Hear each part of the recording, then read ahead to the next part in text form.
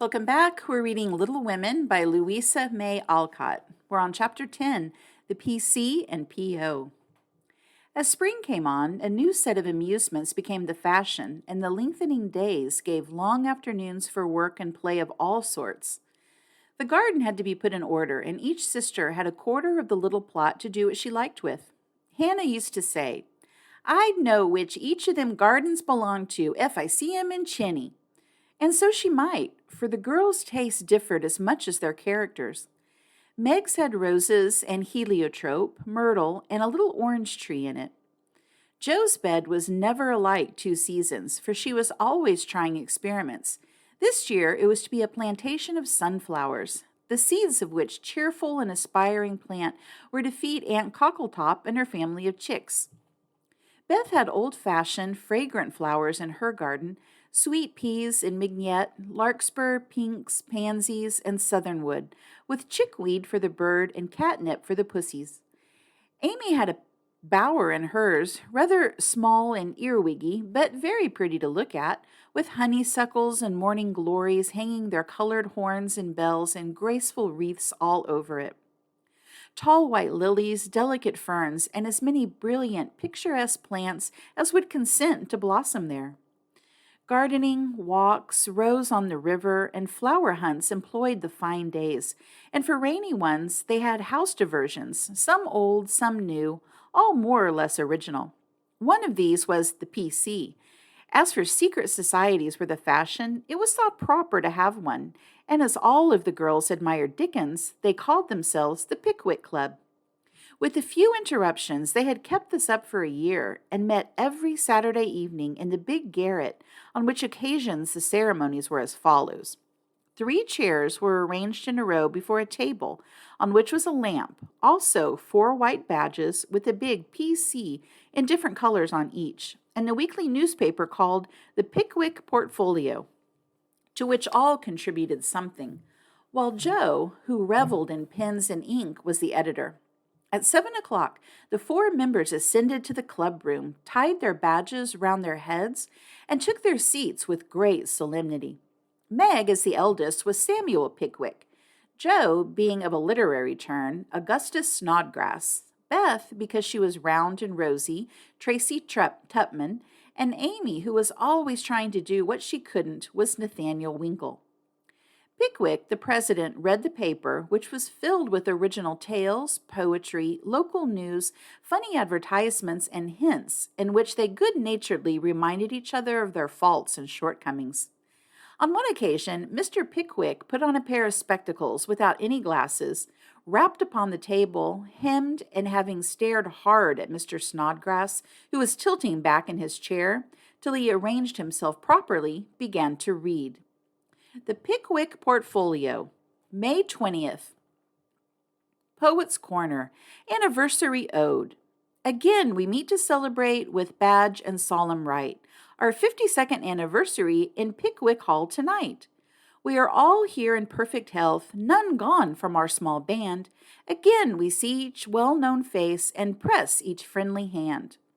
Our Pickwick always at his post, with reverence we greet, as spectacles on nose he reads our well-filled weekly sheet.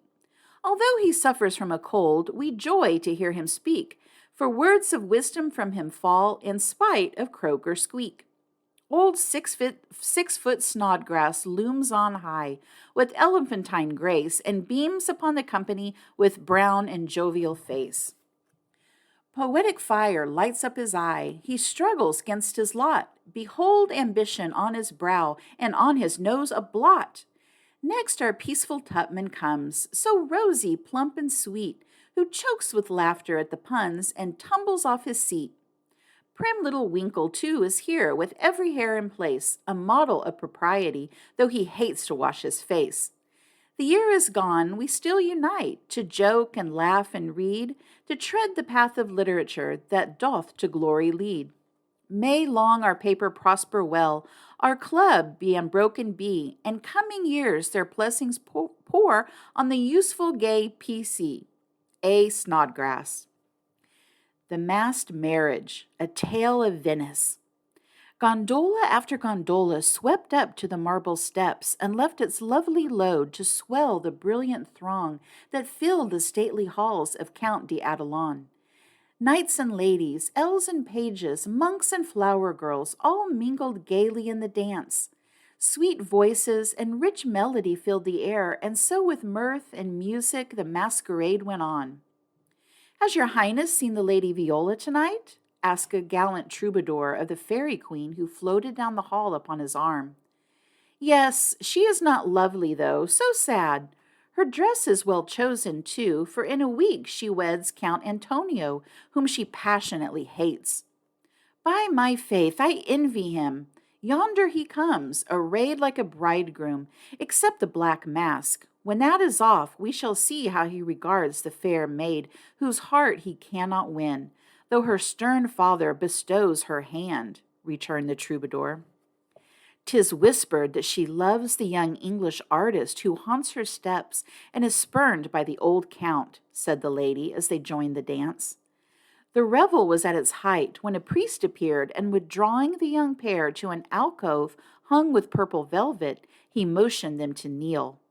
Instant silence fell upon the gay throng, and not a sound but the dash of fountains or the rustle of orange groves sleeping in the moonlight broke the hush, as Count d'Adelon spoke thus: "My lords and ladies, pardon the ruse by which I have gathered you here to witness the marriage of my daughter.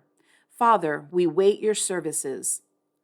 All eyes turned toward the bridal party, and a low murmur of amazement went through the throng, for neither bride nor groom removed their masks. Curiosity and wonder possessed all hearts, but respect restrained all tongues, till the holy rite was over. Then the eager spectators gathered round the count, demanding an explanation. "Gladly would I give it if I could, but I only know that it was the whim of my timid Viola, and I yielded to it. Now, my children, let the play end. Unmask and receive my blessing." But neither bent the knee, for the young bridegroom replied in a tone that startled all listeners. As the mask fell, disclosing the noble face of Ferdinand Devereux, the artist lover, who, leaning on the breast where now flashed the star of an English earl, was the lovely Viola, radiant with joy and beauty. "My lord, you scornfully bade me claim your daughter when I could boast as high a name and vast a fortune as the Count Antonio. I can do no more, for even your ambitious soul cannot refuse the Earl of Devereux and De Vere when he gives his ancient name and boundless wealth in return for the beloved hand of this fair lady, now my wife." The count stood like one changed to stone, and turning to the bewildered crowd, Ferdinand added, with a gay smile of triumph, "To you, my gallant friends, I can only wish that your wooing may prosper as mine has done, and that you may all win as fair a bride as I have by this masked marriage." Written by S. Pickwick. Why is the PC like the Tower of Babel? It's full of unruly members. The history of a squash. Once upon a time, a farmer planted a little seed in his garden, and after a while it sprouted and became a vine and bore many squashes.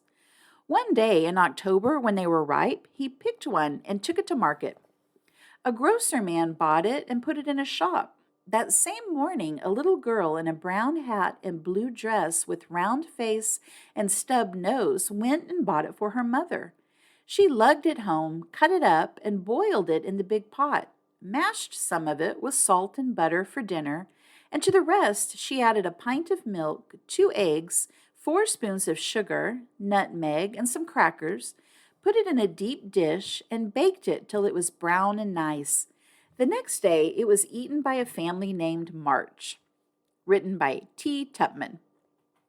"Mr. Pickwick, sir, I address you upon the subject of the sinner, is a man named Winkle, who makes trouble in his club by laughing, and sometimes won't write his piece in this fine paper. I hope you will pardon his badness, and let him send a French fable, because he can't write out of his head, as he has so many lessons to do, and no brains in future. I will try to make time by the fetlock and prepare some work which will be all the comme il la faut. That means all right. I am in haste, and it is nearly school time. Yours respectably, N. Winkle. The above is a manly and handsome acknowledgment of past misdemeanors. If our young friend studied punctuation, it would be well. A sad accident. On Friday last, we were startled by a violent shock in our basement, followed by cries of distress. On rushing in a body to the cellar, we discovered our beloved president prostrate upon the floor, having tripped and fallen while getting wood for domestic purposes. A perfect scene of ruin met our eyes, for in his fall, Mr. Pickwick had plunged his head and shoulders into a tub of water, upset a keg of soft soap upon his manly form, and torn his garments badly. On being removed from this perilous situation, it was discovered that he had suffered no injury but several bruises, and, we are happy to add, is doing well now. The public bereavement. It is our painful duty to record the sudden and mysterious disappearance of our cherished friend, Mrs. Snowball Patpaw. This lovely and beloved cat was the pet of a large circle of warm and admiring friends, for her beauty attracted all eyes, her graces and virtues endeared her to all hearts, and her loss is deeply felt by the whole community. When last seen, she was sitting at the gate watching the butcher's cart, and it is feared that some villain, tempted by her charms, basely stole her.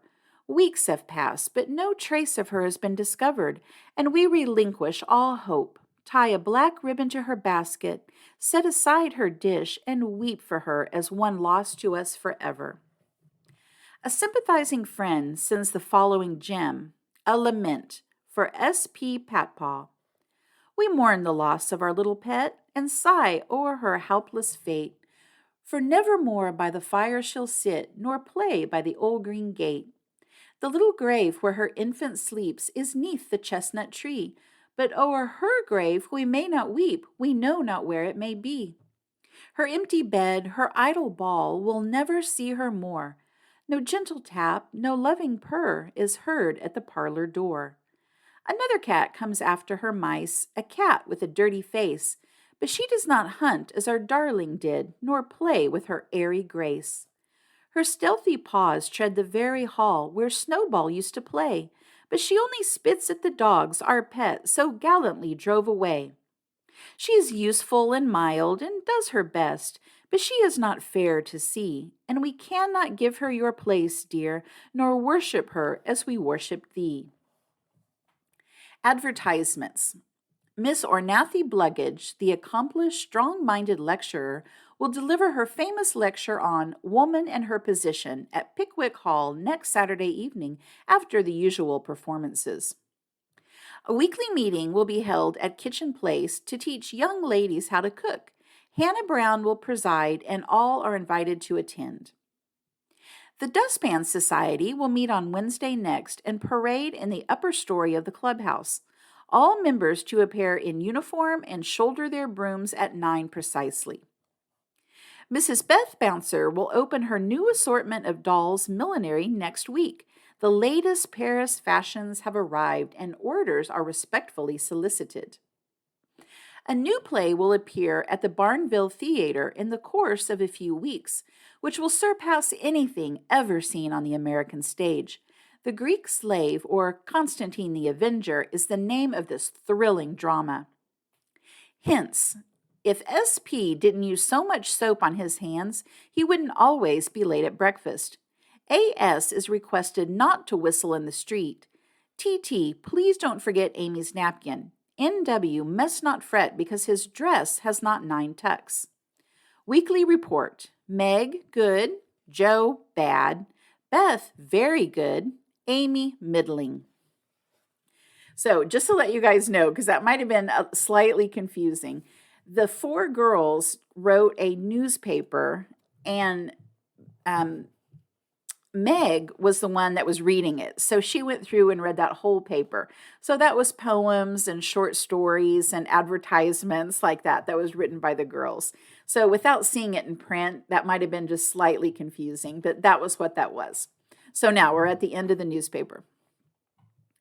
As the president finished reading the paper, which I beg leave to assure my readers is a bona fide copy of one written by bona fide girls once upon a time, a round of applause followed, and then Mr. Snodgrass rose to make a proposition. Mr. President and gentlemen, he began, assuming a parliamentary attitude and tone, I wish to propose the admission of a new member, one who highly deserves the honor, would be deeply grateful for it, and would add immensely to the spirit of the club, the literary value of the paper, and be no end jolly and nice. I propose Mr. Theodore Lawrence and as an honorary member of the PC. Come now, do have him. Joe's sudden change of tone made the girls laugh, but all looked rather anxious, and no one said a word as Snodgrass took his seat. We'll put it to vote, said the president. All in favor of this motion, please to manifest it by saying aye. A loud response from Snodgrass followed, to everybody's surprise, by a timid one from Beth. Contrary-minded say no.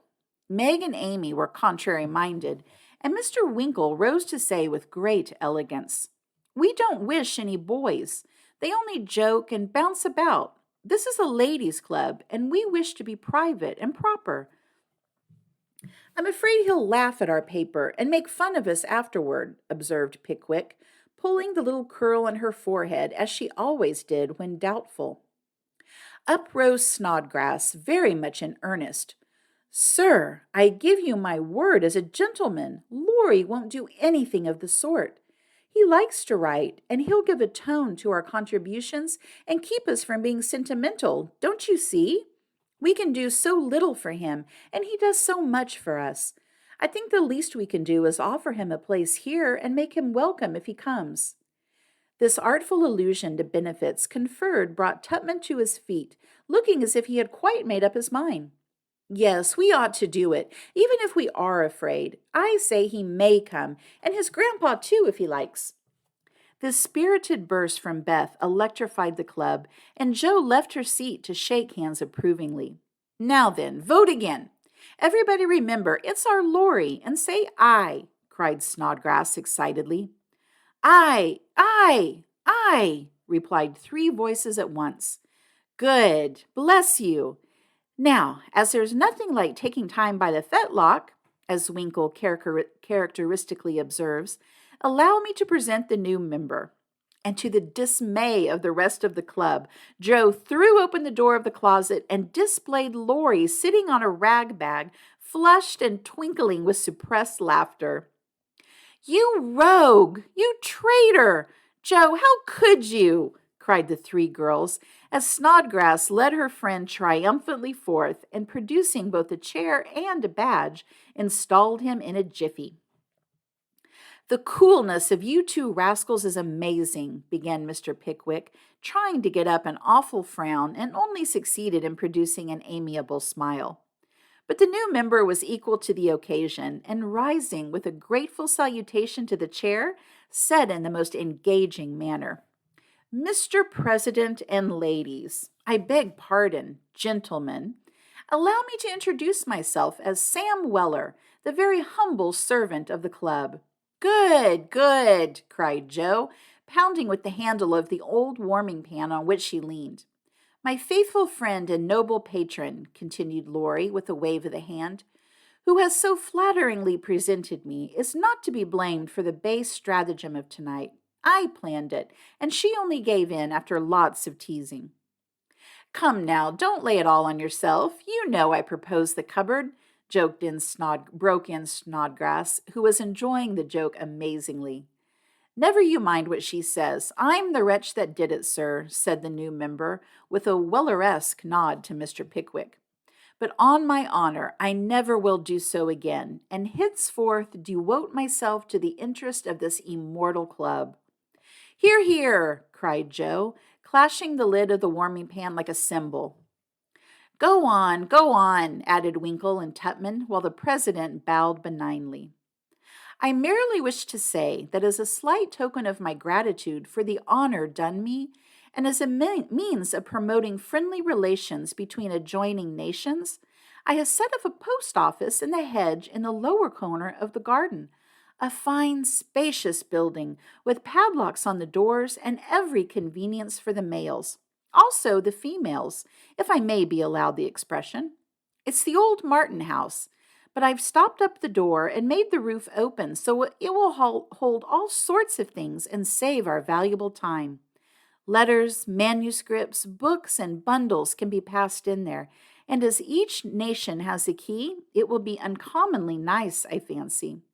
Allow me to present the club key, and with many thanks for your favor, take my seat. Great applause as Mr. Weller deposited a little key on the table and subsided. The warming pan clashed and waved wildly, and it was some time before order could be restored. A long discussion followed, and everyone came out surprising, for everyone did her best, so it was an unusually lively meeting, and did not adjourn till a late hour, when it broke up with 3 shrill cheers from the new member. No one ever regretted the admittance of Sam Weller, for a more devoted, well-behaved, and jovial member no club could have. He certainly did add spirit to the meetings and a tone to the paper, for his orations convulsed his hearers, and his contributions were excellent, being patriotic, classical, comical, or dramatic, but never sentimental. Jo regarded them as worthy of Bacon, Milton, or Shakespeare, and remodeled her own works with good effect, she thought. The P.O. was a capital little institution and flourished wonderfully, for nearly as many queer things passed through it as through the real office. Tragedies and cravats, poetry and pickles, garden seeds and long letters, music and gingerbread, rubbers, invitations, scoldings, and puppies. The old gentleman liked the fun and amused himself by sending odd bundles, mysterious messages, and funny telegrams, and his gardener, who was smitten with Hannah's charms, actually sent a love letter to Jo's care. How they laughed when the secret came out, never dreaming how many love letters that little post office would hold in the years to come. The end. All right. Join me soon for Chapter 11, Experiments. Thanks, everyone. Please don't forget to subscribe to my channel, and I'll see you next time. Bye.